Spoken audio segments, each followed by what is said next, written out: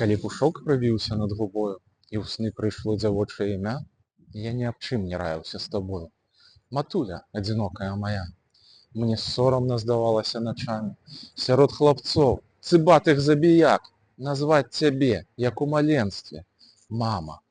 Таму часцей не называў ніяк, а вечарамі, слова не сказаўшы, ішоў блыкаць каля чужых варот, ды пазіраў, як у акенцы нашым мігаў у лямпе да світання кнот. Не спала ты асеннімі начамі, хоць падала ад змору галава, глядзела ў змрок вільготнымі вачамі, прывычная да гора ўдава. Ты прала кужак, ты капала гліну, а ў час жніва зусім не чула ног, ды гаварыла ласкава пра сына: хай падрасце, няхай паспіць сынок, і зноў збіралася па дровы, а ў валасах гусцела сівізна.